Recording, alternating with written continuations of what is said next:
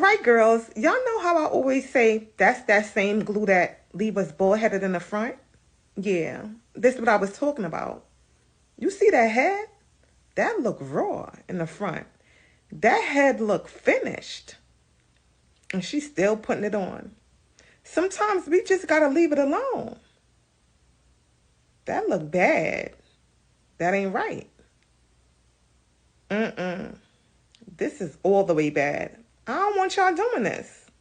And this, I have white woman here. Look. My head is such hair. It's difficult to get control of it. She many times wear a wig. Do you like when black people wear wigs? They have no choice. Are you stupid or something? I'm all the time with black people. I have at home, I have my head. And she's lazy. Yes. Have you told her that she's black and lazy? Why I should tell her? She knows. Hello, please tell us your name and what you do and why did you bust his balloon? My name is Chinese. I'm a promotion girl. And when I bust a balloon, I have to look down on him. Not upon that. Sorry about that still. Yeah. Well, I don't have a problem with that still, no baby. But one thing, I like the girl who wear the one bag of ass here. I like a girl who go natural. Because the girl who wear the hand bag of ass here, them head bag peel out and them can't go natural. You understand? Damn! What does our world tell us about hair? From fairy tales to advertisements, movies and music videos, our icons are typically lusciously locked. Long, flowing hair has been a powerful marker of being a woman. But that's not how Afro-textured hair grows. Our hair generally grows upward and is tightly coiled, like this and like this. So what does our world tell us about Afro hair? Black students at the prestigious Pretoria High School for Girls protested a clause that banned wide cornrows, braids, and dreadlocks. There's an online petition demanding that Beyonce and Jay-Z do something about their daughter Blue Ivy's hair. One commentator said, quote, "No child whose mom spends thousands on her hair monthly should live life looking like a sheep." Right now, school administrators say the girl's hair is a problem and it needs to be straightened or she'll get kicked out. But her mom doesn't understand how her hair looking like this is wrong. Mystic Valley Regional Charter School says the two sophomore students' hair extensions violates its dress code. So they're being disciplined with detention and are prohibited from taking part in extracurricular activities. Mainstream beauty doesn't have black women in mind. Instead, black women with Afro hair are expected to conform to an aesthetic that values straight hair. That desire for straight hair is a construct that started during colonization, but it wasn't always this way.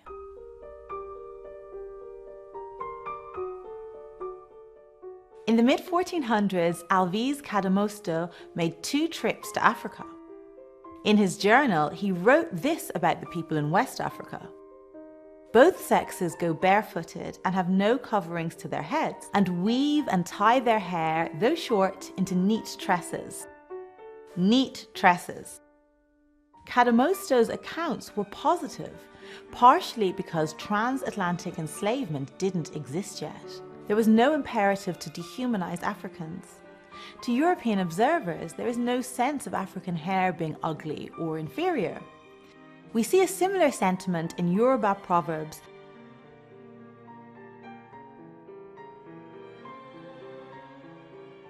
And the Mende described beautiful hair with the word potongo, which means it is much, abundant, plentiful. In reference to hair, the root word poto means long and thick. What contributed to the major shift in black hair? Slavery.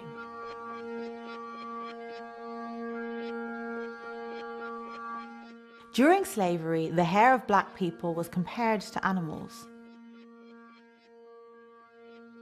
It was claimed that the tightly coiled African hair was similar to the wool of an animal.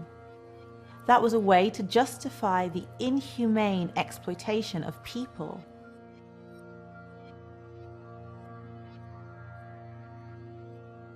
During slavery, a hierarchy emerged where there was a status attached to having more European features. Those with these features, including looser textured hair, while still denied access to basic human rights, sometimes had more opportunity.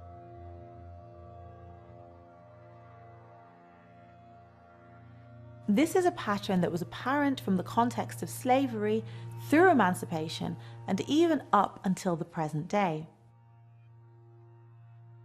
Slavery was abolished in 1865, but the stigma around black hair was not. After slavery, chemical hair straightening products for black people gained popularity. It was seen as one of the few avenues that could provide financial empowerment to black women at a time when those opportunities were practically non-existent. It was seen as a way to elevate their status, so they were marketed with an emphasis on beauty, personal success, and the uplift of the entire race.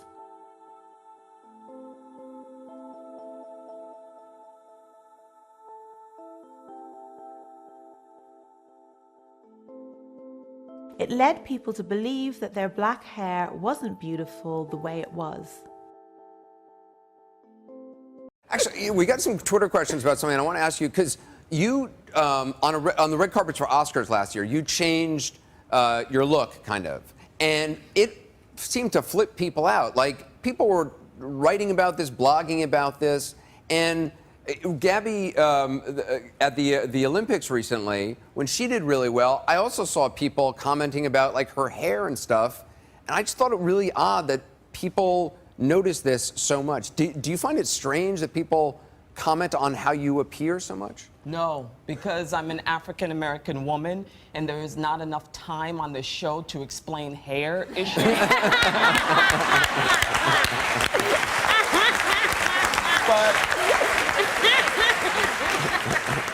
No, that being said, I took off my hair, I took off my wig because I wanted to step into who I was. And I felt like, and listen, I love wigs. I do. I still will wear a wig every once in a while. Okay? I'm wearing a weave right now, so just so you know.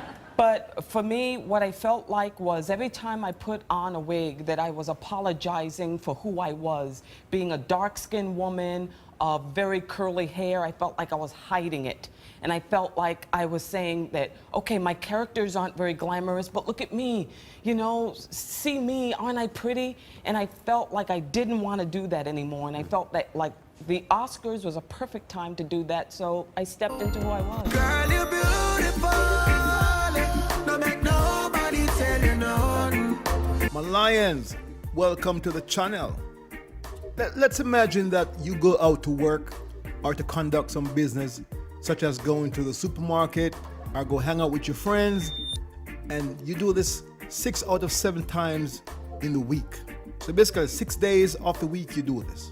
The average person, particularly women, would usually make sure they look decent before venturing outside. Men tend to not care too much, and women will take time to put whatever on she thinks make her looks good. Now imagine you have a particular texture of hair, see? And for the 6 out of 7 time you leave your house, you are wearing a different hair texture that you add to your head to cover up your own natural hair texture. Remember, people, particularly women, will do such a thing if they believe that the paid for hair makes them more appealing, some would say more beautiful, than wearing her natural hair. Because people don't go outside, in particular women ain't going outside without feeling they look okay, good, whatever we call it. Now the obvious question is, why would this person have a dislike for wearing their natural hair in public for all to see most of the time? I could see them doing it once in a while, wearing the fake hair once in a while, but when it's all the time, the question becomes, why don't they want their own hair to be on display? That, my friend, is the question I hope to answer in this video. Now, Miss Viola Davis, talk to the massive them for me. I think that it's important at this point in my life to live an authentic life. I think that if you probably interviewed a lot of people who were towards the end of their lives, I think that that's what they would say, that they wish that they had lived their lives more authentically. And this is a part of it, wearing my hair. I do, I love it. Oh, I love it. Absolutely. She sure is. There is a widespread dislike by a large group of women of African descent for their own natural hair. This can be traced back to the days when their ancestors were in bondage, all the way up to today, when the mainstream media's idea of good hair is that from folks of European or Asian descent, the so-called straight hair. Now, these women of African descent do not put a high value on their natural hair and are willing to pay huge sums. You see me? And they are willing to suffer from damaged scalp. You see me? And they're willing to go bald just so they can wear these straight hair coming in from Europe or Asia. It adds glam. It adds the extra oomph. I've never had a woman not love them. It's the beauty. It's total enhancement. I think they have changed my life and my hair. Julie Skipper is a lawyer and Latricia Brown works in healthcare. Both wear weaves or extensions, but they haven't had the same results. It's a chance to play a little bit. My own hair is a different color than my extensions. And so every 6 or 8 months, if I feel like playing around, I can change color. And then the it's not damaging my own hair. Brown says she had to cut most of her hair after one treatment. My sides was thinning, and my see, with my hair, I had good hair. Like, it was full and thick.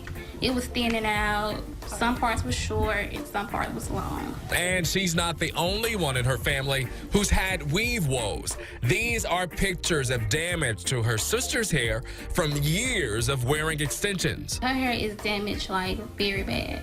Like, is she to the point where she's embarrassed? Like, now she can't have no other choice but to wear weave in her hair because it's so damaged really bad. Dr. Timothy Quinn sent us these pictures of his patients who have traction alopecia due to the stylist installing the hair extensions too tightly. Stylists we talk to say the danger comes in with how the extensions are installed, the treatment of the hair, and how they're removed. Some situations we have to send to a physician. Yeah, they have to seek medical attention. Shantae Lewis is a weaveologist, and she owns Celebrity Hair Designs. They specialize in bonding, sew-ins, and infusions. It can take several hours to put in and cost you up to $500. Exactly what is wrong with their natural so-called kinky hair? Or some people like to refer to it as, I ain't got good hair. According to some, their hair is hard to deal with, takes too long to style, and requires constant attention. Some claim that they are wearing weave to attract men, but I can safely say that the majority of men don't like to see his woman in a weave. So that argument is bull. So why do these women put such a high value on store-bought straight hair? For me, this is simple. We all put on Front Street the things we value and love.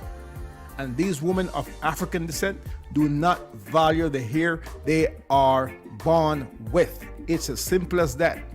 Whenever you go on the streets and you take time to prepare yourself, when you look in the mirror, you think you look your best and then you go through the door. So if someone does it every day and they're wearing this crap on their head, that tells you they value that crap on their head more than the stuff they're hiding underneath that crap. It's as simple as that. So what I want to say is this. Other races of women wear extensions and weaves as well. Those extensions and weaves and whatnot. Does that look like the hair that naturally grows out of their head? Or does it look like a African woman's hair or a black woman's hair? Okay, well... They wear hair, is this what their hair looks like when they wear extensions and weaves and wigs? No, it doesn't. Normally, what does it look like? Don't do that. Okay, but what difference does it make? It's still extensions. That's what I'm trying to say. Okay, it's not the extensions. It's the fact that you're wearing hair This does not look like the hair that naturally grows out of your head. Okay, and That that's means a poor what? argument. That means you don't like, because see, if they're wearing hair that naturally, if they're getting extensions and they're wearing hair that naturally grows out of their head, that means they like their own hair. They just want more of it. Can we agree with and that? that's okay. Can I get a ding, ding, ding, ding, ding sound effect? That's okay. That's Now, okay. if you're a Black American woman and your roots are in Ghana, Nigeria, Togo, Benin, South Africa, your hair don't look like them long, stringy-haired white girls. But if you got a weave on that looks like a long, stringy-haired white girl's hair, and we know that your hair looks more like a Nigerian woman's hair, then what does that say about you and how you feel about your natural hair? Okay, I have another rebuttal. What about when Black women were relaxing their hair? Go ahead, huh? What about when Black women was relaxing their hair? How do you answer a question with a question? Thing is, if you had, let's say you had a bunch of white girls, there's 250 million white people in America, about 125 million white women. Okay. Let's say tomorrow, every white woman start wearing box braids and afro wigs every day.